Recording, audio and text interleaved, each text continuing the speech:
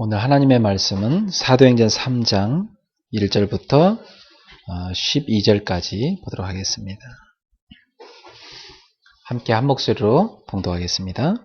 제9시 기도 시간에 베드로와 요한이 성전에 올라갈새 나면서 못 걷게 된 이를 사람들이 메보니 이는 성전에 들어가는 사람들에게 구걸하기 위하여 날마다 미문이라 하는 성전문에 두는 자라. 그가 베드로와 요한이 성전에 들어가려 함을 보고 구걸하거늘 베드로가 요한과 더불어 주목하이르되 우리를 보라 하니 그가 그들에게서 무엇을 들까하여 바라보거늘 베드로가 이르되 은과 금은 내게 없거니와 내게 있는 것을 내게 주노니 나사렛 예수 그리스도 이름으로 일어나 걸으라 하고 오른손을 잡아 일으키니 발과 발목이 곧 힘을 얻고 뛰어서서 걸으며 그들과 함께 성전으로 들어가면서 걷기도 하고 뛰기도 하며 하나님을 찬송하니 모든 백성이 그 걷는 것과 하나님을 찬송함을 보고 그가 본래 성전 미문에 앉아 구걸하던 사람인 줄 알고 그에게 일어난 일로 인하여 심히 놀랍게 여기며 놀라니라. 나은 사람이 베드로와 요한을 붙잡으니 모든 백성이 크게 놀라며 달려나아가 솔로몬의 행각이라 불리는 행각에 모이거늘 베드로가 이것을 보고 백성에게 말하되 이스라엘 사람들아 이 일을 왜 놀랍게 여기느냐? 우리 개인의 권능과 경건으로 이 사람을 걷게 한 것처럼 왜 우리를 주목하느냐? 아멘. 예, 저는 오늘 현장과 소통하는 제자라는 제목으로 말씀을 증가하고자 합니다. 올해 우리는 기도의 깊은 곳으로 들어가라 이런 말씀을 붙잡고 한 해를 출발했습니다. 기도는 바로 하나님과 소통하는 것입니다. 우리가 기도 속에 들어가면 행복해지는데 왜 행복해지는가? 하나님과 우리 사이가 소통이 일어나기 때문에 행복해지는 것입니다. 또 기도 속에 들어가게 되면 현장의 생명의 공동체와 소통이 일어납니다. 교회와의 소통이 일어납니다. 말씀과의 소통이 일어납니다. 그리고 교우 간의 소통이 일어나요. 그러니까 행복해지는 것입니다. 또 기도 속에 들어가면 바로 현장과 나와 소통이 일어납니다. 저는 지난 주간에도 생명 공동체와 소통하는 제자를 만났어요. 오랜 동안 독일에서 사셨고 자기 가슴 속에 한 가지 소원이 있대요. 돈을 많이 가진 사람이 이 사람한테 자기 전 재산을 물려주겠다고 그랬어요. 그 사람은 자식이 없으니까 물려줄 데가 없기 때문에 이분이 그분 병간호를 해줬는데 자기 전 재산을 다 물려주겠다는데도 이분은 그것을 거절했어요. 나는 그게 필요하지 않다 했어요. 그랬더니 이분이 그러면 집을 사주겠다. 그것도 싫다. 돈을 주겠다. 그것도 싫다. 그러면 너는 도대체 뭘 원하느냐? 그 사람이 그러더래요. 나에게 소원 딱 한 가지 있다. 너의 소원이 도대체 뭐냐? 그러더래요. 막 웃으면서 소원이 있냐고. 그럼 그 도대체 뭐냐? 말이에요. 들어주고 싶어서. 당신이 예수 믿고 구원받는 것이다. 당신이 지옥 가지 않는 것이다. 그랬더니 그 할아버지가 예수님을 영접했답니다. 그리고 그 할아버지 얘기하더래요. 자기가 왜 예수를 안 믿으려 했는지.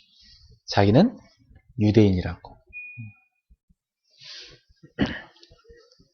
자기는 과학자고. 그래서 믿을 수가 없다고 이랬는데 이분의 그 간절한 기도로 그 사람이 예수를 믿게 됐어요. 그리고 그 동네에 많은 사람들에게 소문이 났어요. 저 프라우 킴이라는 저 사람은 그 독일에서는 미스 킴을 프라우 킴이라고 해요. 저 사람은 저렇게 부자인 사람이 다 주겠다는데도 싫어하고 저 사람을 저 주인을 전혀 속이지 않고 저렇게 돌보는 사람이다. 그래서 동네에서 완전히 다 인정해 주는 사람이 됐다고 그래요. 그랬더니 그 할아버지 재산을 그렇게 탐내던 그 집에 와서 가정주치의가 결국 그 집은 그 사람이 빼앗았고요. 이 할아버지가 남은 여생 자기가 재산을 물려줘야 되는데 나머지는 사유하는 하고 일부분은 이분의 아파트를 딱 사가지고 10년 동안 이분한테 매달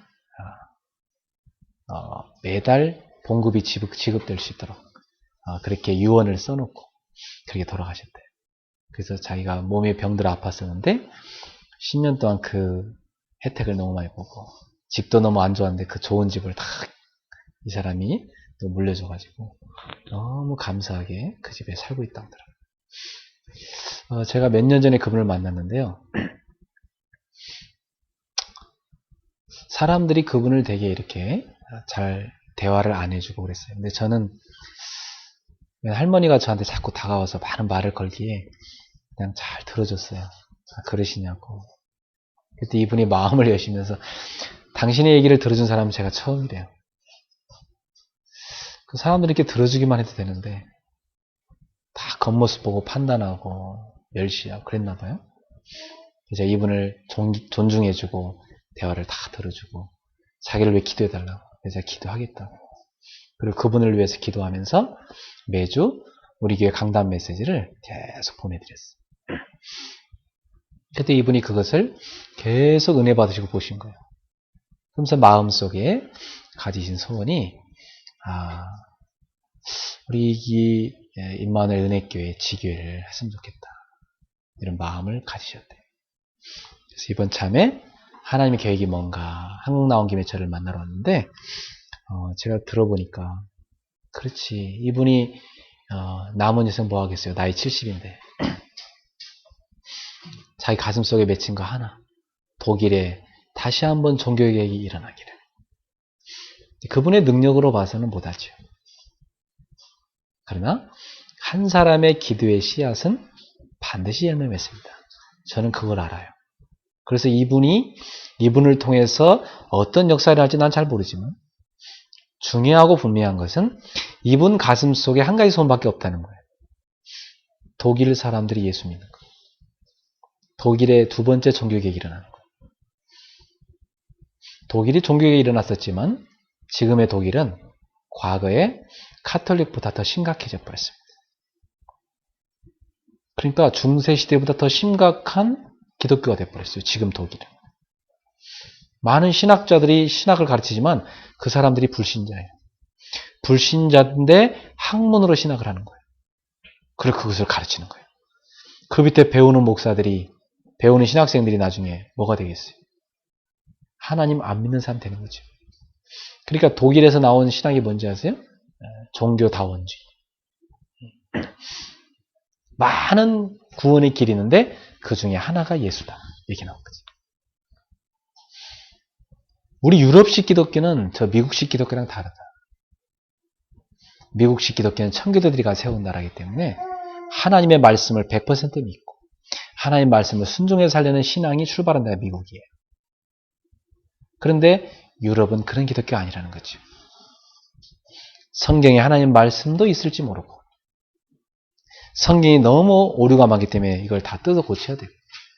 성경은 사람이 쓴 거기 때문에 사람의 작품이에요. 교회란 것은 1년에 한두 번 가면 되는 것이고 이런 식으로. 그래서 유럽의 교회가 다 무너져 버렸어요. 유럽 교회 가면 할아버지 할머니들만 있어요.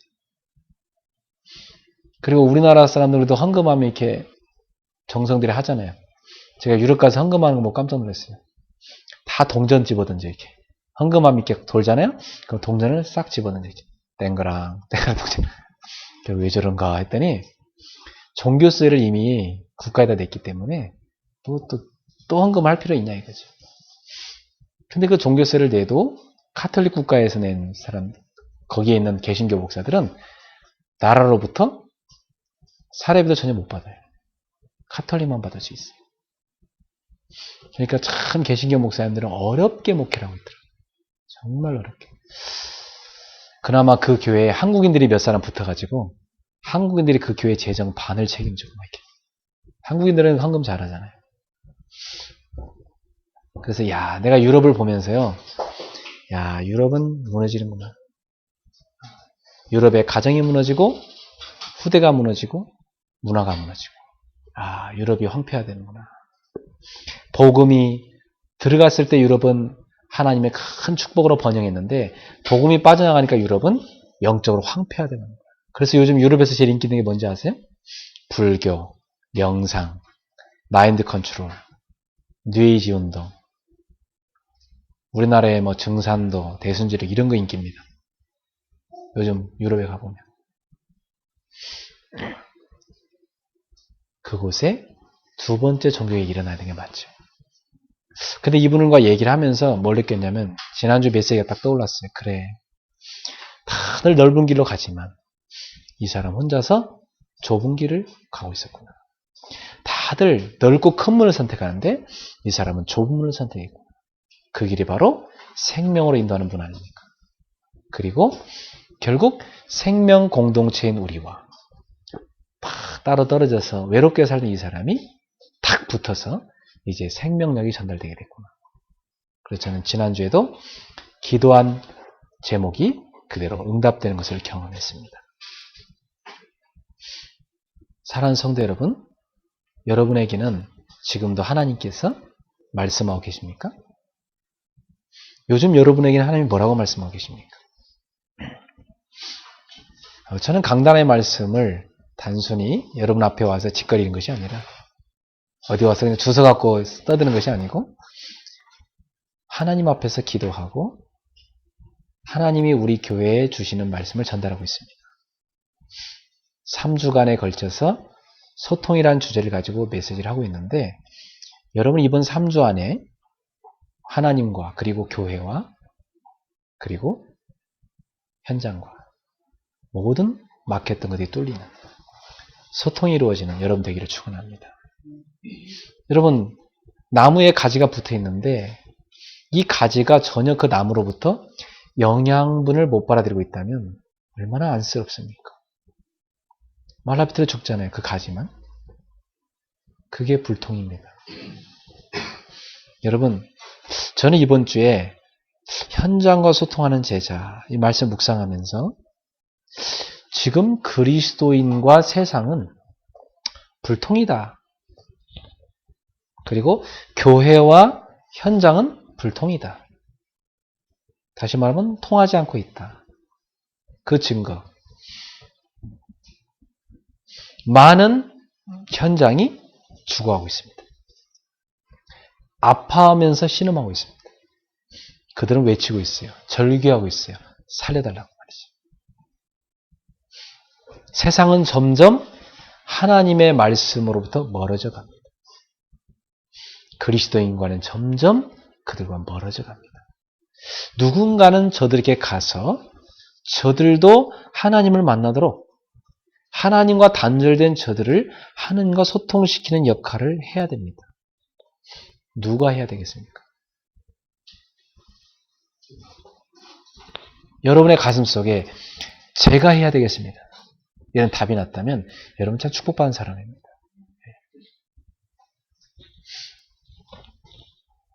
그러니 세상이 지금 멸망해 가고 있는 것입니다. 하나님과 불통이 일어나니까. 복음으로 세상을 살릴 그리스도인과 불통이니까. 복음으로 세상을 살릴 교회와 불통이니까. 현장이 다 죽어가고 있는 것입니다. 그래서 주님은 탄식하십니다. 마태복음 9장 35절부터 38절에 보니까 저 들판을 보라. 곡식이 휘어져 추수할 때가 되었다. 그런데 일꾼이 없구나. 시간표는 됐는데 일꾼이 없다. 누가 추수해야 되겠나? 사람들이 막 갈급해서 예수님한테 몰려오니까 예수님은 그들을 바라보면서 이렇게 말씀했어요. 저들이 지금 방황하고 유리하고 있다. 저들을 누가 살릴 것이냐? 그들을 바라보면서 예수님의 마음은 탄식하셨다고 그랬습니다. 예수님의 마음은 민망하셨다고 그랬어요. 뭐 얼마나 막 안쓰러운지 그런 거 느껴본 적 있어요? 어제 토요일마다 코린스에서 우리 청년들이 저랑 성역 공부를 합니다. 근데 그 청년들이 이런 고백을 해요. 목사님, 제가 명동에 가다가 벤치에 앉아있는 한 사람을 봤는데요. 신발도 제대로 못 신고 먹은 것도 제대로 못 먹고 얼굴은 참 깨재재한데 완전히 누가 봐도 거지 모습인데 손에 우유를 하나 딱 들고 있는데 얼굴은 실실 웃고 있다는 거예요. 그래서 자기가 저 사람을 뭔가 도와줘야 되겠다는 생각이 들더래요. 근데 내가 저 사람한테 돈을 준다고 도와줄 수 있는 것이냐? 아니면 내가 저 사람을 데려다가 맛있는 식사를 사 먹인다고 돕는 것이냐? 내가 저 사람을 뭘로 도울 수 있을까? 단순히 그렇게 도울 수 있는 것, 그 이상의 뭔가가 저 사람한테 필요하다는 게 자기한테 느껴지더래요. 근데 자기가 어찌할 바를 모르겠다는 거예요. 그 청년이 다음 주에 예배 온다고 그랬는데 그 영혼을 사랑하는 그 마음이 자기 속에 들어간 다음부터 그냥 보이지 않는 거예요, 사람들이. 근데 그 사람이 그 거지를 볼 때, 그 청년이 볼 때, 야, 저 사람에게 내가 뭔가 육신적으로 도와줄 수 있는 그 이상의 뭔가가 저한테 필요하구나. 근데 자기 마음에 이건 뭔가 슬픔도 아니고 뭔가 굉장히 자기 마음에 안타까움과 함께 그럼에도 저 사람이 너무 안쓰러운데 자기는 도울 수 없는 그런 답을 갖고 있지 않은 그런 모습을 그런 그 현실을 볼 때 자기 마음에 굉장히 저미운 아픔을 느꼈다. 바로 그거겠죠. 그게 예수님이 그 현장을 바라보면서 가졌던 탄식이었겠죠. 근데 저보러 목사님 그런 사람도 어떻게 도와야 될까?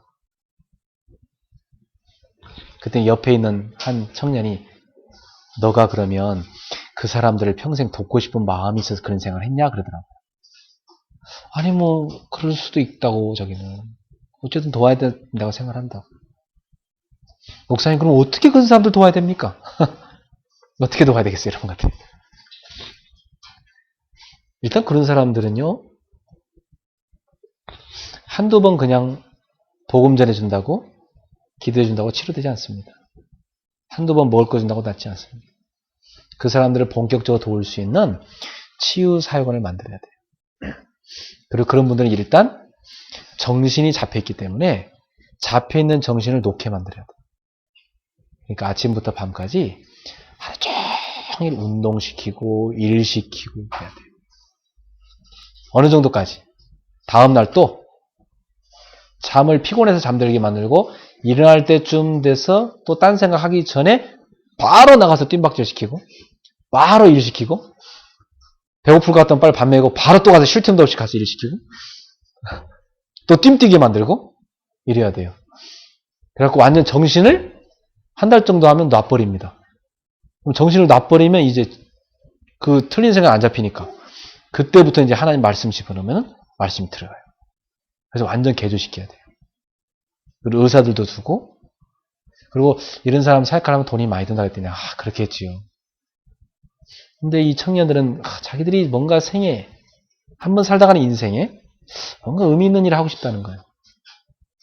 야 니네들 마음이 참 아름답다 야. 어쩜 이렇게 아름답냐. 이 남자애들인데요. 그런 마음이 아름다워요. 그래서 그 중에 한 남자애가 그래요. 목사님 저는 참 이게 같이 누군가랑 집에 산다는 게 겁난다는 거예요. 혼자 사는 자기 모습을 볼 때 자기 같은 성격인 사람이 자기랑 비슷한 성격인 사람을 또 만나갖고 부딪히고 산다는 게 그게 과연 가능하겠냐 힘들겠다는 생각이 든다는 거예요. 그래서 나이가 30인데 자기가 지금 집에서는 자꾸 결혼하라고 그러는데 결혼을 해야 되냐 자꾸 이상하게 자꾸 든다는 거예요. 믿음 좋은 자매가 많이 있다. 그런 자매 있겠냐는 거예요. 많이 있다. 믿음 좋은 형제는 별로 없는데 믿음 좋은 자매 참 많이 있다. 그러냐. 그럼 그런 사람들 결혼하면 되냐는 거예요. 그럼 되지. 여러분 그래도 이렇게 복음 듣고 하나님의 마음을 갖고 자라나는 청년들이 있기에 나는 이 시대에 소망이 있다고 생각합니다. 여러분 같은 청년들이 있기에 이 시대에 소망이 있습니다. 그래서 그 현장을 바라보면서 주님은 사실상 마음으로 우셨습니다. 여러분 눈으로 흘리는 눈물보다 어떤 눈물은요 눈물도 안 나는 거지 마음으로 울다 보니까 이게 눈물이 안 나는 그런 탄식도 있어요. 그게 진짜 여러분 너무 슬프면 사람이 눈물도 안 나요. 네? 적당히 슬프니까 뭐 좀 우는 거지 사람이 너무요, 이게 기가 차고 정말 너무 정말 어려우면요, 눈물도 안 나온다니까? 마음으로 우는 거지. 예수님이 그 현장을 바라보면서 야, 저렇게 지금 갈급하게 복음을 듣고자 저렇게 지금 메어 터지게 몰려오는 저들을 누가 살리겠냐 이 말이에요. 일꾼이 없구나 지금. 그래서 너희는 하나님 앞에 일꾼을 보내달라고 기도하라 그러셨어요. 여러분, 저는 그 예수님의 말씀이 뭔 말인지 알 것 같아요. 저는 좀 현장을 봤거든요. 얼마나 많은 사람들이 갈급하게 이 복음을 기다리고 있고 하나님을 못 만나가지고 방황했는지 봤거든요. 얼마나 많은 젊은이들이 무너져가고 있고 청소년들이 무너져가고 있는지 봤거든요.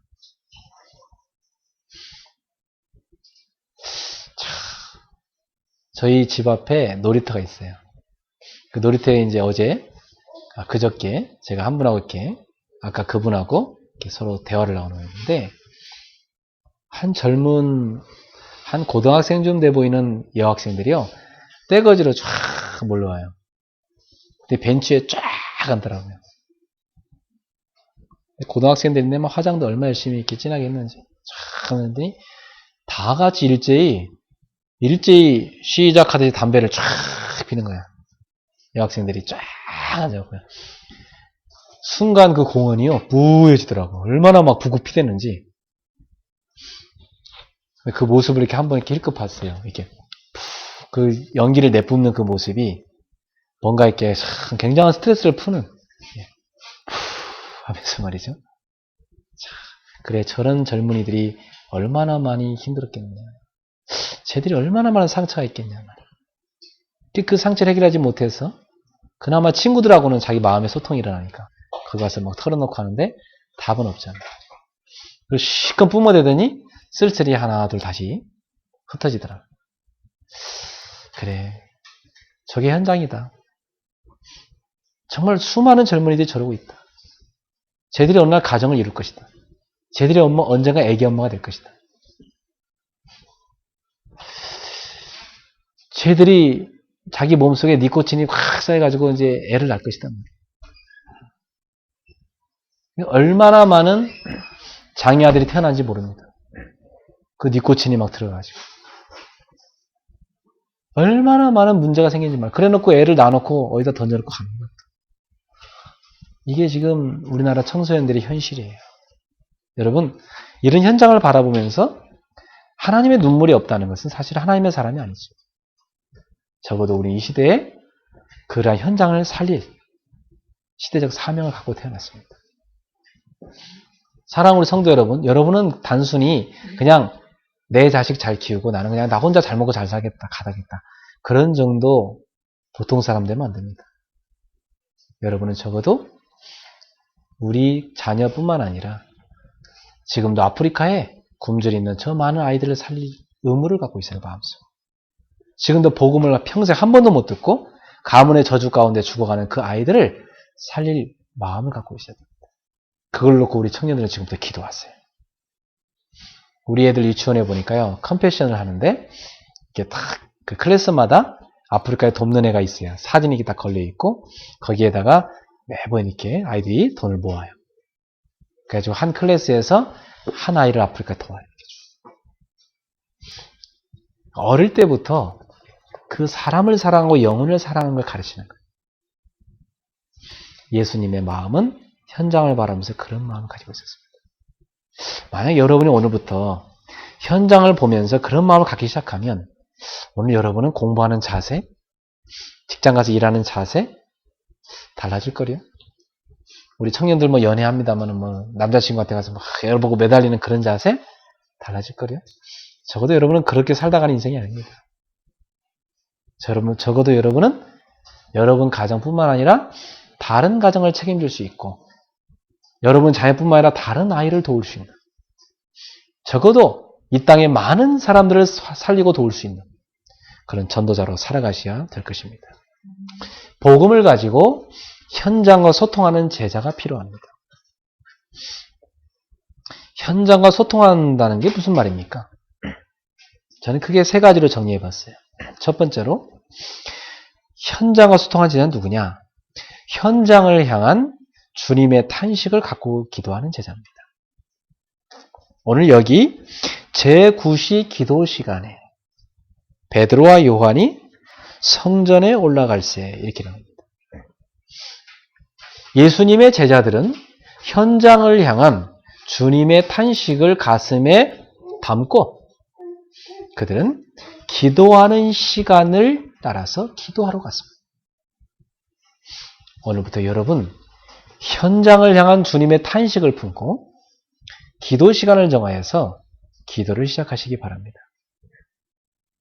그런데 참 놀라운 것은 기도하려고 마음을 품고 기도하려고 움직이기만 했는데도 기도하러 가는 길인데도 현장을 보는 눈이 탁 띄었습니다.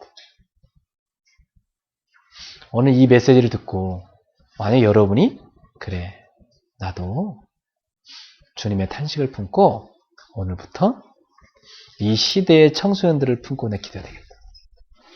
내가 주님의 탄식을 품고 이 시대의 가정들을 품고 내 기도해야 되겠다.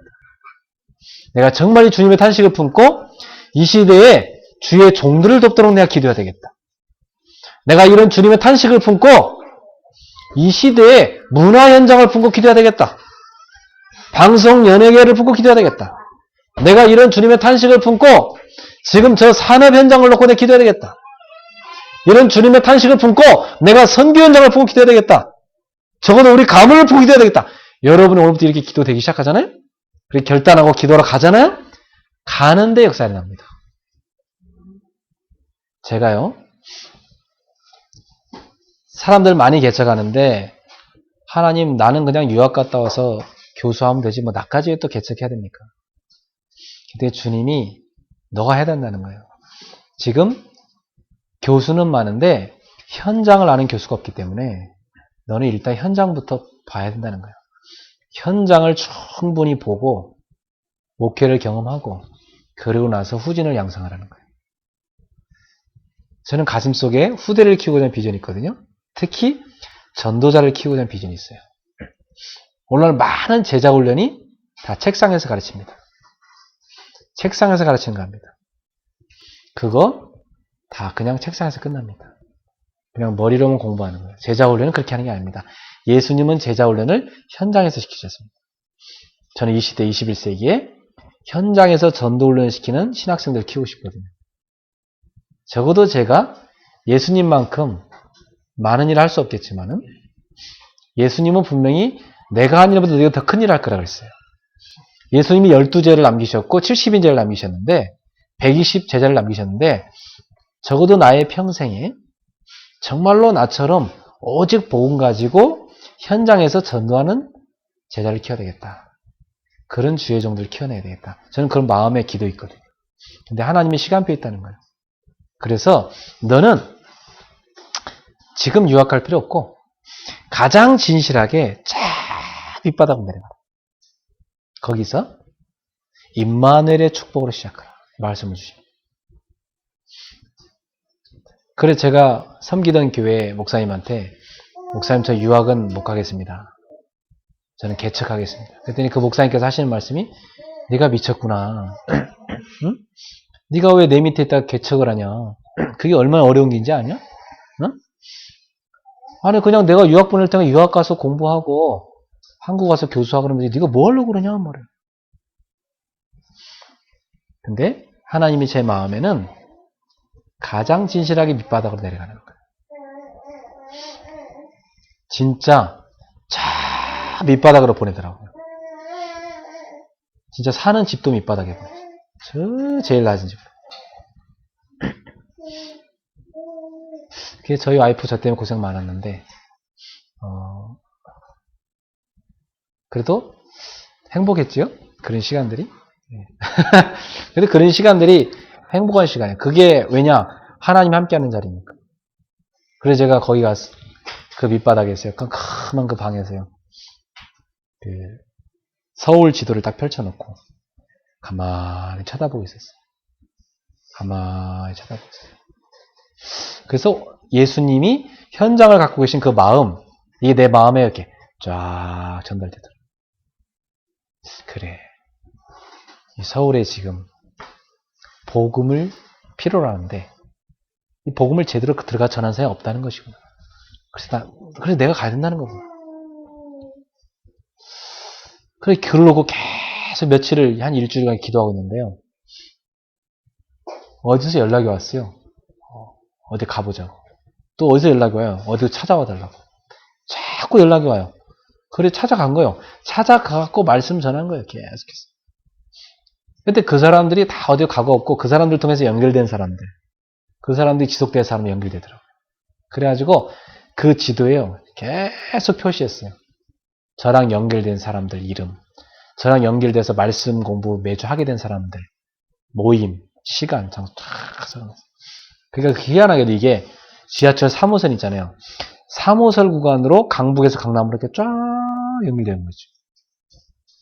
그래갖고 희한하게도 3호선 타고 다니면서는 계속 말씀 운동했어요. 그 돌아오는 길에서 말씀 운동 계속했고.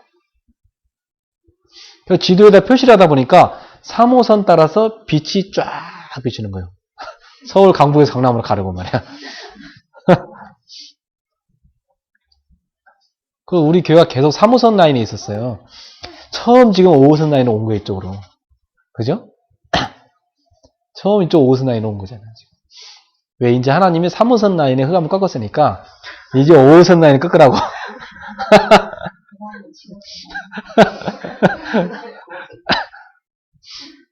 그러니까 우리 교회가 지금 강북이 하나, 강남이 하나 그렇게 있죠. 하나님 그렇게 하시더라고요. 네. 그러면 또 일본에 또 뭐 제가 아는 분이 찾아오셔갖고 저랑 만나고 목사님 개척했냐고 그랬더니 일본에 한번 와달라는 거예요. 자꾸 와달라고 그래. 가보니까 우리 리숙 씨네 집 전도해놓고 이 사람들 가정을 좀 어떻게 해달라는 거예요. 뭐 근처에 교회 보내놔도 은혜도 못 받고 못 다닌다는 거예요, 자꾸. 그래, 그러면 뭐 거기서 말씀 전할 때 잘 들어요.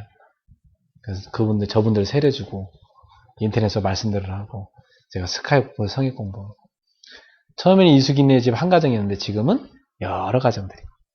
그리고 이제 제일교포들 뿐만 아니라 일본 사람들도. 일본 교회도 아주 잘 성장하고 있어요. 이번엔 또 난데없이 독일에서 또 이렇게. 자, 하나님께서 전세 곳곳에 이 복음을 기다리는 사람이 너무 많기 때문에 부족한 우리 교회지만 쓰시려는 겁니다. 저는 그걸 봤습니다. 제가 지도를 펼쳐놓고 하나님 앞에 하나님 마음을 느끼면서 기도하고 있었는데 정말 제가 하나님 이제 현장으로 본격적으로 들어가겠습니다.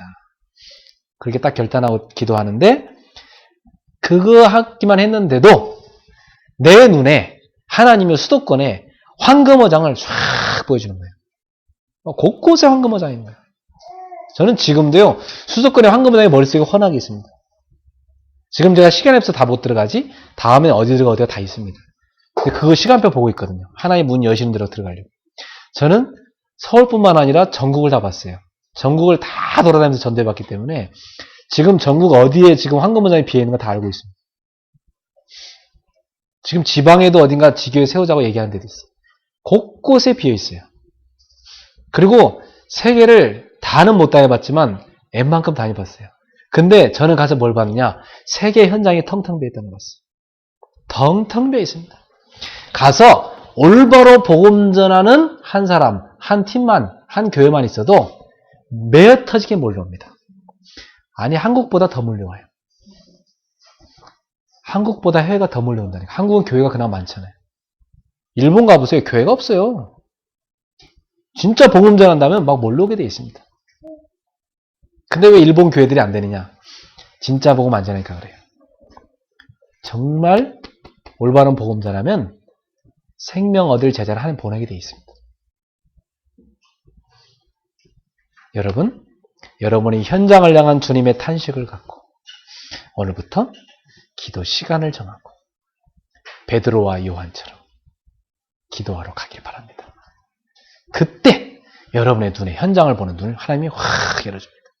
아, 이 분야는 지금 이렇게 비어있구나. 이걸 하나님 나한테 살리라고 보여준 거야. 이게 보여줍니다. 아, 저 분야는 이렇게 비어있구나. 그래서 하나님 나를 저쪽으로 가라는 거야. 이게 보여주기 시작해. 두 번째, 현장의 필요를 볼 수 있는 제자가 있어요. 현장과 소통한 제자는 누구냐? 아, 이 현장에 필요한 게 딱 한 가지구나. 그게 보이는 사람. 베드로와 요한이 이 안전뱅이를 딱 쳐다보는데 이 사람이 나면서부터 못 걷게 됐는데 성전에 들어가는 사람들에게 구걸하기 위해서 날마다 아름다움이란 이름을 가진 그 미문 앞에서 앉아 있는 거예요. 그래서 베드로와 요한이 성전에 들어가려고 하니까 베드로와 요한을 향하여서 구걸을 하려고 딱 그러는 거예요. 아마 베드로와 요한이 성전에 기도하러 간 게 한두 번이 아니겠죠? 근데 이날따라 그가 베드로와 요한이 성전에 들어가는 걸 보고 구걸을 하거늘 4절에 베드로가 요한과 더불어 주목하여 이르되 우리를 보라. 베드로가 왠지 우리를 보라 다 그랬어요. 여러분 주변에 많은 현장이 있는데 여러분의 가정이든 사업이든 여러분 직장이든 어떤 현장이 있잖아요. 여러분이 그 현장을 품고요. 주님의 탄신하고 딱 기도하러 들어가면 여러분의 눈을 하나님이 딱 열어줘요. 그래가지고 거기에 필요한 거 딱 한 가지로 보입니다. 아, 여기에 다 있는데 한 가지가 있구나. 이게 보여요. 그때 여러분 얘기할 수 있어요. 우리를 보라. 그 쓸데없는 생각하지 말고 지금 나를 보세요. 지금 내 말을 들어보세요. 여러분 그렇게 얘기할 수 있어요. 그럼 그 사람들이 왜 그래요? 보겠죠. 우리를 보라. 그러니까 이 거지가 딱 쳐다봅니다. 5절에 그가 그들에게 무엇을 얻을까 하여 바라보고. 세상 사람들은 다 한 가지입니다. 여러분한테 뭔가 얻을까 했어. 사람들이 왜 여러분한테 달라붙습니까? 뭔가 얻을까 했어. 사람들이 왜 여러분한테 자꾸 전화합니까? 뭔가 얻을까 했어.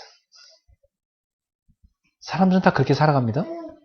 그래서 처음에는 뭔가 얻을 것이 있는 것처럼 보여져야 돼요, 사실은. 그렇죠? 여러분 쳐다볼 때, 아이고, 저 별 볼 일도 없네, 저거. 뭐. 저 사람하고 친할 필요도 없겠어. 이래갖고는 무슨 전도가 되겠어요? 그죠? 아, 뭔가 있는 것 같아. 아, 우리 예린 씨한테는 뭔가 있는 것 같아. 저 사람 속에 뭔가 있는 것 같아. 이 느껴지면 다가옵니다. 무엇을 얻을까 하여. 그때 여러분이 잘 하셔야 돼요. 그죠? 다짜고짜 쓸데없는 소리지 말고 복음받아! 이렇게 하는 것보다도 여러분이 그 사람의 마음을 여는 대화를 잘 하셔야 되겠죠. 그리고 베드로처럼 여러분의 눈에 딱 한 가지가 보여야 돼요. 아, 이 사람한테 필요한 게 이거구나. 이게 딱 보여야 돼요. 그 사람은 착각하고 와요. 여러분한테 다가올 때 뭔가 이렇게 육신적인 사랑을 갈구하고 올 수도 있고 여러분한테 뭔가 이렇게 위로받고 싶을 수도 있고 여러분한테 뭔가 돈을 얻고자 해서 올 수도 있고 여러분한테 뭔가 도움을 받고 싶어 올 수 있겠죠.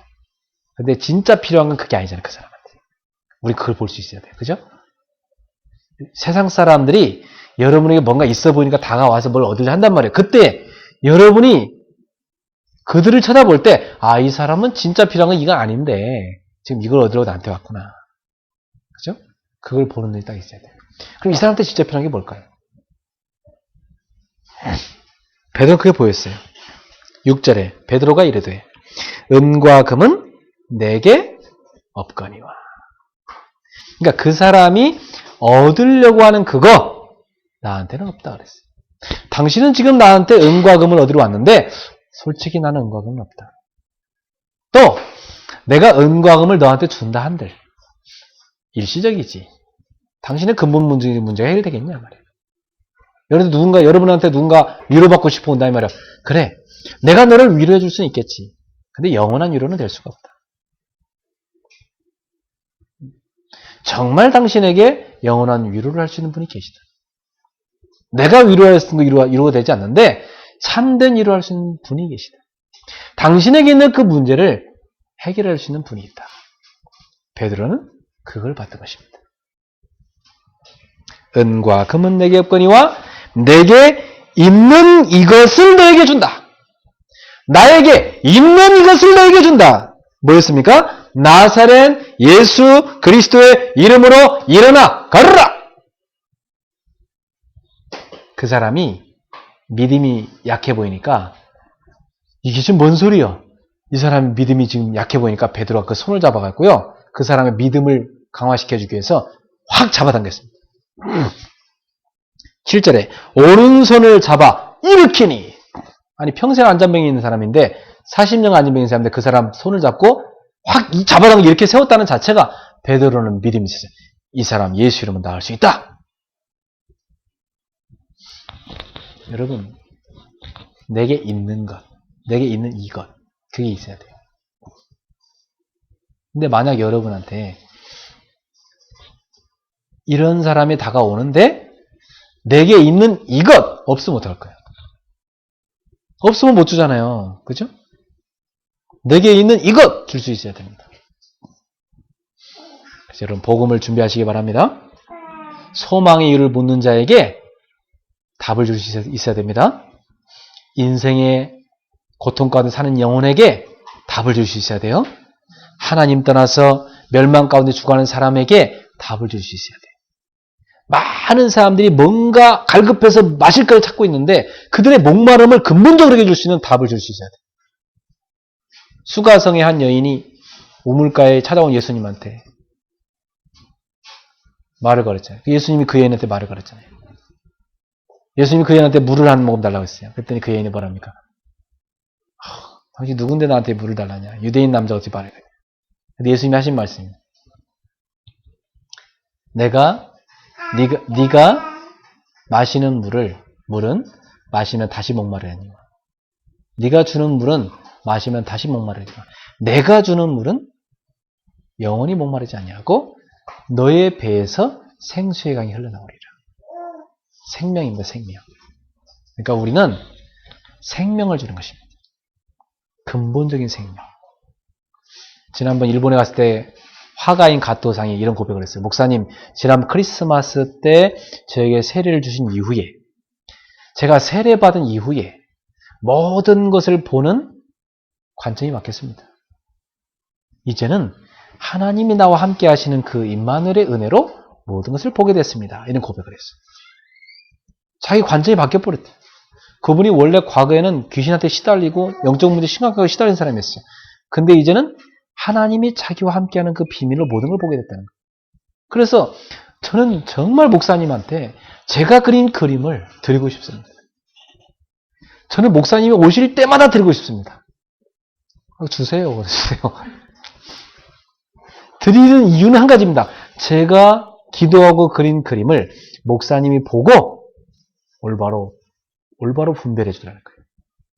그리고 조언해 달라는 거예요. 그래주죠. 예, 그렇게 해드리죠. 그래서 좀 기대가 돼요. 어떤 그림인지. 그래서 내가 좀 약간 걱정돼요. 이게 집에 걸어놓을 만한 그림인지. 이거 뭐 계속 주긴 하는데 이게 걸어놓기 힘든 그림은 어떡하나. 근데 분명히 복음 들어갔으니까 생명 들어갔기 때문에 자기가 하나님이 함께하는 그 비밀로 그림을 그린 거니까 아마 은혜로운 그림이 나오지 않겠는가. 그래서 남아돌면 하나씩 드리겠습니다. 여러분, 현장의 필요를 볼 수 있는 제자. 현장에 다 있지만 단 한 가지, 예수 그리스도가 없어서 죽어오고 있구나. 현장에 많은 사람들은 돈이 인생의 답이다, 실력이 답이다, 지식이 답이다, 뭐 사람이 답이다, 오만때만 얘기를 다 합니다. 그런데 세상에 복음이 없는 것입니다. 지금 하나님을 떠나서 사람들은 죄에 눌려서 사탄에게 매여가지고 사주팔적 운명 저주 가운데 지옥 배경 가운데 살고 있단 말이에요. 근데 저 사람들한테 저기서 빠져나올 수 있는 힘은 돈이 아니고, 저 사람들이 저기서 빠져나올 수 있는 힘은 지식이 아니고, 저 사람들이 저기서 빠져나올 수 있는 힘은 사람이 아니거든요. 실력이 아니란 말이에요. 실력 그렇게 있고 뛰어난데 세계 최고의 명문대를 나오고 대단하게 출세하는데 나중에 무너진다 이 말이에요. 아니 그렇게 성공한 정치인들이, 그렇게 성공한 철학자들이, 그렇게 성공한 작가들이, 그런 연예인들이 무너지잖아요. 한 가지가 없어. 그 한 가지가 바로 예수 그리스도입니다. 근데 우리는 그리스도가 있습니다. 하나님의 아들이 있는 자에게 생명이 있고 아들이 없는 자에게 생명이 없느니라. 여러분 안에 예수 그리스도가 계십니까? 저는 많이 봤어요. 예수님 만나기 전과 후의 사람들의 모습을. 제가 처음에 예린 씨를 만났을 때 다 죽어갔습니다. 피골이 상접해갖고. 집에서 말라비트로 죽고 있었어요. 마치 햇빛 못 받은 그 콩나물처럼 말이지. 파래해가지고. 그래서 하루 종일 힘들어갖고 못 나오다가 저랑 말씀 공부하는 그 시간에 겨우 나와서 말씀 듣고 그랬었어요. 근데 매일 메시지 듣고 기도하고 얼굴이 살아나 버리지. 제가 처음에 승은 씨를 봤을 때 보통 까칠하지 않았어요. 아무도 감당을 못했습니다. 그냥 열받으면 집 나가버리고 어떻게 할 수가 없었어요. 그래서 자기랑만 안 맞으면 무조건 그냥 다 집어던지고 나가버리니까. 근데 1대1로 계속 공부하는데 오늘 하나 치우더라고요. 지금 얼마나 많이 성화됐는지 몰라. 지금도 부족한 게 많지만 이 성화되고 있어요. 뭐 여기 다 그렇습니다. 뭐 여기 뭐 김대환 성도도 그렇고 뭐 진짜 우리 고개 숙이는 한 여인도 그렇고 진짜 저 고개 숙인 여인도요 처음 봤을 때 얼마나 막 퉁퉁하게 살이 쪄가지고 막 이래 얼마나 시달리고 있으면 지금은 그래도 덜 시달리는 겁니다. 얼마나 많이 은혜 받는지 뭐 이게 바뀌고 있어요. 고개를 드세요. 그리고 저를 보세요. 자, 이 생명에 그리스도가 없어갖고 사람들은 지금도 시달리고 있다는 거예요. 여러분한테는 그 그리스도가 있습니다. 그래서 저 친구에게 그리스도가 없는 거구나. 이게 보여야 돼, 여러분 눈에. 저렇게 훌륭한 사람 같은데 저 사람이 참 그리스도가 없어서 이렇게 공허하구나. 그걸 감추기 위해서 이렇게 포장하고 사는 이게 보여야 돼요. 여러분 눈에. 보입니까? 보이세요? 보이세요? 네. 보여야 돼요. 제가 무당들을 한 30명 정도 만나고 나니까 무당을 만나면 보이더라고, 무당이. 그리고 당신의 과거, 현재, 미래, 당신 자녀한테 와 있는 문제, 당신 지금 몇째 아이한테 문제 와 있냐. 그 꽃보살 무당이 저한테 그래요. 누가 무당인지 모르겠네. 보입니다. 정말로 그리스도가 없는 사람에게 멸망해 가는 거 보입니다. 우리는 알고 있어요. 하나님 떠난 사람은 반드시 마귀 자녀고 하나님 떠난 사람은 반드시 영적 문제 갖고 있습니다. 하나님 떠난 사람은 반드시 우상을 잡고 있습니다. 하나님 없으니까. 돈이든 뭐 지식이든 뭐 어떤 권력이든 뭔가 잡고 있어요. 그거 잃어버릴까 불안에 떨고 있어요. 하나님 아닌 다른 거 붙잡고 있으니까 정신적으로 시달리고 있어요. 그리고 결국 육신의 문제 다 와 있어요. 가정 다 포장해 놓은 겁니다. 문제 와 있습니다. 육신의 병 그렇게 몸에 좋은 거 다 먹으러 다니는데 오만때만 거 몸에 좋은 거 다 먹으러 다니는데 너무나 좋은 걸 많이 먹어가지고 병 걸려 있습니다. 너무나 많은 걸 먹고 운동을 안 해가지고 그리고 어느 날 병 걸려 죽습니다. 그 후대 그렇게 부모는 아버지는 훌륭하신데 그 자녀는 완전 실패되어 있습니다. 희한한 일이죠. 그 재벌들 보세요. 그 후대는 다 망해 있다니까? 그 똑똑한 교수 보세요. 그 밑에 자녀는요 정신문제가 있습니다. 나는 너무 많이 봤어요. 그리고 그렇게 멸망하고 결국 지옥에 갑니다. 이게 하나님 떠난 인생이에요. 그 멸망에서 나오는 길은 딱 한 가지. 내가 곧 길이요 진리요 생명. 나로 말미암아 책은 아버지께 오를 자가 없느니라. 예수 그리스도. 하나님의 아들이 나타나신 것은 마귀를 멸하심이니라. 인자의 것은 섬김을 받으라면 도리어 섬기라고 자기 목숨을 많은 사람의 대속물로 주리라. 여러분의 모든 죄를 해결하러 오신 그리스도. 사단의 권세를 멸하시고 운명의 세로 해방시키러 오신 그리스도. 하나님 떠나 있는 여러분에게 영원한 생명이 일어나서 하나님 만나게 길을 여신 그리스도. 그분밖에는 이 안진뱅이 문제를 해결할 수 있는 이름이 없어요. 그래서 베드로는 안 거예요. 은과 금은 내게 없거니와 내게 있는 것을 내게 주노니 곧 나사렛 예수 이름 일어나 걸어라. 벌떡 일어나 버렸어요. 확신이 있었어요. 예수 이름만 들어가면 이 사람 살아난다. 확신이 있었어요. 여러분 그리스도 이름 들어가면 살아난다 확신이 있습니까? 저는 확신이 있어요. 그러니까 제가 여기서 맨날 그리스도만 얘기하지. 확신이 있습니다. 저는 그리스도만 얘기해도 충분하다. 다른 사람들은 뭐 왜 그리스도만 얘기하냐, 오만때만 것 좋은 얘기 많이 해야지. 요즘 보니까 뭐 적극적 사고방식, 긍정의 힘, 뭐 심리학, 또 뭐 철학 많이 얘기하더라고. 근데 그런 거 많이 얘기할 필요 없다고 나는 생각해. 성경은 한 가지 얘기하려고 그래요. 그리스도. 그리스도. 저는 그리스도만 말할 테니까 여러분 그리스도로 답을 내시기 바랍니다. 여러분 현장이 다 죽어가고 있는데 지금 저 현장에 그리스도가 없는 거예요. 그러면 저 죽어가는 현장에 누가 이 복음을 전달할 것인가? 누가? 내가 누구를 보내랴? 누가 나를 위하여 갈고? 주여 내가 여기 있나이다. 나를 보내소서. 이사야 6장에 이사야가 손들고 얘기했습니다. 주여 저를 보내소서. 현장의 피로를 보는 제자. 그 제자를 하나님이 보내기 원하신 겁니다. 우리 청년들은 취업하려고 준비합니까? 거기는 뭐요? 한 가지. 그리스도가 없어서 여러분 하나님 보내고 싶은 거예요. 기도로 준비하세요. 그래서 하나님은 여러분을 통해서 거기 살리고자 하는 것입니다. 자, 세 번째 현장과 소통한 제자는 누굽니까? 그렇다면 예수 그리스도의 이름으로 현장을 살리는 제자. 이 사람입니다. 은과 금은 내게 없거니와 내게 있는 이것을 내게 주노니 나사렛 예수 이름으로 일어나 걸어라. 누구 이름으로? 나사렛 예수 이름으로. 현장을 살리는 제자. 왜 나사렛 예수입니까? 그 당시에 예수가 너무 많았어요.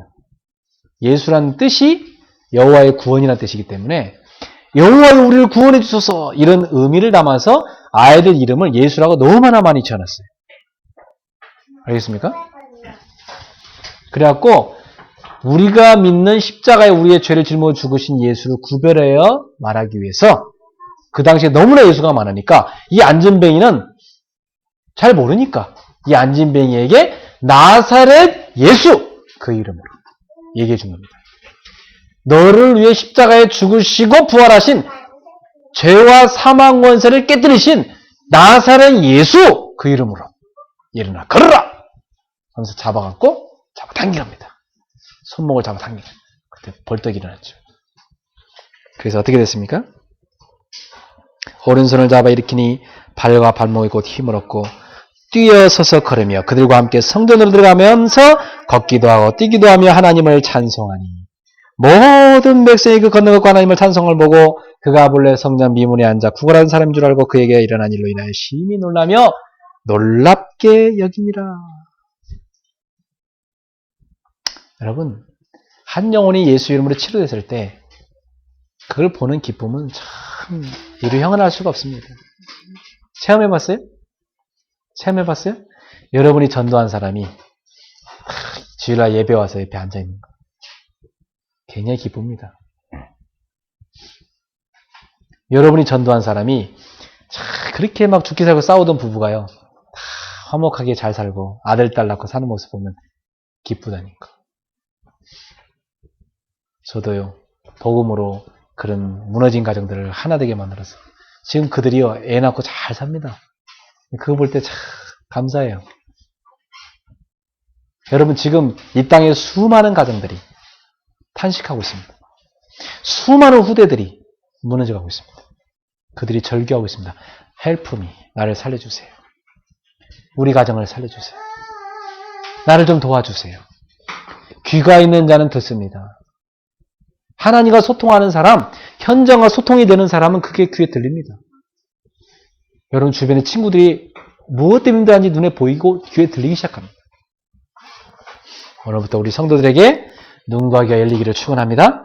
그래서 여러분은 다른 것이 아니라 나사렛 예수 그리스도의 이름으로 현장을 살리는 제자가 되기를 예수로 축원합니다. 여러분이 들어간 직장, 학교, 학업, 기능사업 그 모든 현장에서 여러분은 사단이 벌벌 떠는 나사렛 예수 이름으로 그 재앙과 저주를 무너뜨릴 수 있는 나사렛 예수 이름으로 그들의 무능을 해결할 수 있는 나사렛 예수 이름으로 여러분의 한계를 무너뜨릴 수 있는 나사렛 예수 이름으로 그 현장을 살리기를 축원합니다. 저는 사실 제가 무능력한 사람이거든요. 저는 너무 무능력해가지고 나같이 무능력한 사람 뭐 할까 싶어서 나를 좋아하는 여자가 이렇게 다가오는데 내가 떠나라고 그랬어요. 저희 와이프 만나기 전에 날 좋다고 따라다니는 여자들이 많았거든요.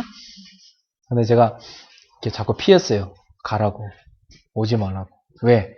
나같이 무능한 남자 만나면 고생하니까. 차라리 저기 저 서울대 나온 쟤랑 사귀라고. 그래서 신학교 다닐 때요. 저를 따라다니는 여자가 있었는데 걔는 실제로 서울대 나온 심리학과 나온 애 걔한테 가더라고요. 그 같이 신학교 와 있는 걔한테 가더라고. 오빠 따라다니는데 내가 이렇게 자꾸 멀리 하니까.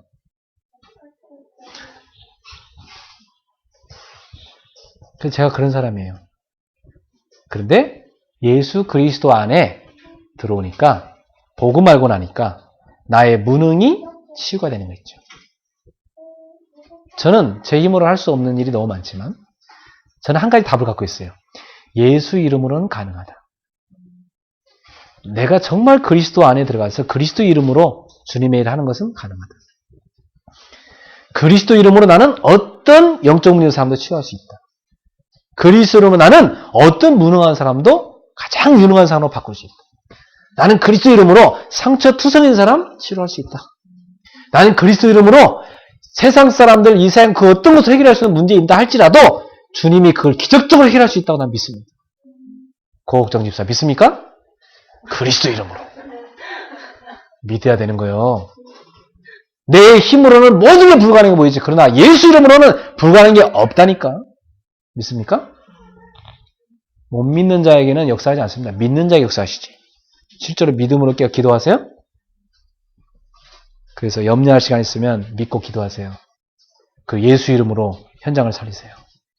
믿습니까? 아니 감옥에 갇혀있는 바울도 현장을 살렸는데 한국에 갇혀있는 게 뭐가 그렇게 힘들다고. 감사한 일이지. 안 그래? 아니 그 몇 평도 안 되는 감옥 갇힌 바울도 세계 살렸는데 한국에 갇힌 게 뭐가 그렇게 힘들어. 한국 갇혀 있는 게. 이 넓은 세계에서. 좋은 물 있고 좋은 공기 있고 복음 있고 여기 누리면서 세상 살리면 되지. 믿습니까? 누리세요. 하나님 돌아가셨습니까? 살아계신데? 하나님 여러분과 함께 하시는데. 믿습니까? 한국에 있는 저 중국인들 살리면 되지. 그걸 뭘 두려워하고 살리십시오. 자, 그래서 결론을 맺겠습니다. 그렇다면 주님의 눈물이 고여있는 그러면서 내가 들어오기를 기다리고 있는 나의 현장은 어딘가? 주님이 바라보시면서 민망히 여기시고 애통해 하셨던 그 주님의 눈물이 고여있는 그 현장. 하나님께서 나에게 주신 나의 현장은 어디인가? 따라합시다. 나의 현장은 어디인가? 이걸 한 주간 생각하세요. 왜 나를 주님은 그 현장으로 보내셨는가? 한 주간 그 질문해 보세요. 왜 주님은 나를 이 현장으로 보내셨습니까? 질문해 보세요. 왜 이 안전뱅이를 베드로와 요한한테 붙였겠어요? 살릴 수 있는 답을 갖고 있으니까. 현장을 소통하는 제자니까. 현장을 향한 주님의 탄식을 가지고 기도하는 제자니까. 현장에 필요한 것이 뭔지를 볼 수 있는 제자니까. 오직 예수 이름으로 그 현장을 살릴 수 있는 제자니까 베드로한테 붙인 겁니다. 오늘 우리 현장에 있는 모든 현장 교회마다, 현장 지교회마다 하나님이 이러한 현장을 붙일 줄로 믿습니다. 이 질문을 갖고 기도하는 한 주간 되기를 축원합니다. 그러면 여러분과 현장이 소통이 일어날 것입니다. 여러분의 눈에 주님의 눈물이 고일 것이고 여러분의 마음에 주님의 탄식이 임할 것이고 여러분이 현장을 보는 눈이 열릴 것이고 현장을 향한 유일한 답이 보일 것이고 여러분에게 담대함이 주어질 것이고 여러분에게 만남이 열릴 것이고 여러분이 복음을 선포하여 살리는 일이 일어나게 될 것입니다. 저는 수도권 곳곳을 누비면서 이 일을 했고 전국과 세계를 다니면서 이 일을 했습니다. 앞으로 저는 그 일을 할 것입니다. 여러분도 여러분의 현장을 살리기를 축원합니다. 그 답만 찾아내면 그때부터 여러분의 학업, 여러분의 기능, 생업, 여러분의 인생 다 살아납니다. 분명히 살아나게 되어 있어요. 그리고 하나님이 최고 축복된 자리에 세우게 되어 있습니다. 믿습니까? 현장을 살리는 증인으로 설 수 있도록 하나님이 여러분을 가장 축복된 자리에 세우게 되어 있습니다. 그래서 여러분이 사람들이 모르는 하나님이 여러분한테만 주시는 유일한 축복, 그리고 많은 사람 살려야 되니까 대표적인 축복, 그리고 이 시대를 살려야 되니까 시대적 증거로 시대적인 축복, 누구도 막을 수 없는 불가항력적인 축복, 후대에게 길이 남을 수 있는 기념비적인 축복, 그 축복이 주어지게 될 것입니다. 하나님과 소통하는 제자, 생명 공동체인 교회와 소통이라는 제자, 하나님이 쫙 바라보면서 눈물을 흘리시는 저 현장과 소통하는 제자, 여러분 되기를 주의 이름으로 축원합니다. 낚시를 잘하는 사람은요, 바닷가에 나갈 때요, 저 바다 깊은 곳에 지금 자기가 잡아야 될 고기와 소통이 되는 사람이에요. 그래가지고 그 소통이 안 되는 사람은요, 아무리 하루 종일 던져도 고기 안 잡히는 거 가서 던집니다. 근데 그 소통이라는 사람은요, 여기 가면 고기가 있다 다 합니다. 던져 다 잡아냅니다. 그러니까 제자들이 밤새도록 그물 던졌지만 하나도 못 잡았잖아요. 근데 예수님께서 저 깊은 데 가서 던지라니까 그물이 찢어질 정도로 많이 잡혔어요. 고기를 세봤어요. 153마리였대요. 153 식당 많더라고. 기적이라고 해서. 기적의 숫자라고 해서. 여러분에게도 현장과 소통되는 축복이길 바랍니다. 기도하겠습니다.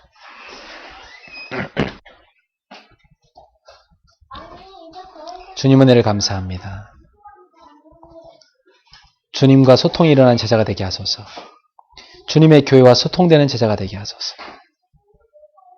말씀이 우리의 인생에 흘러가게 하여 주옵시고 성취되게 하여 주옵소서. 주여, 우리를 통해서 현장으로 흘러가게 하옵소서. 현장에 복음 모르고 고통 가운데 죽어가는 영혼이 너무나 많이 있고 그들이 이 복음을 기다리고 있습니다. 우리의 입술을 통해서 복음 듣기를 기다리고 있습니다. 우리 현장에서 기다리고 있습니다. 지금 주님의 눈물이 고여있는 나의 현장은 어디겠습니까? 왜 나를 주님은 그 현장으로 보내셨습니까? 이 질문에 대한 답을 찾고 기도하다가 현장과 소통이 일어나는 축복 있는 귀한 이들의 인생이 되게 해 주옵소서. 예수님의 이름으로 축복하며 기도합니다. 아멘.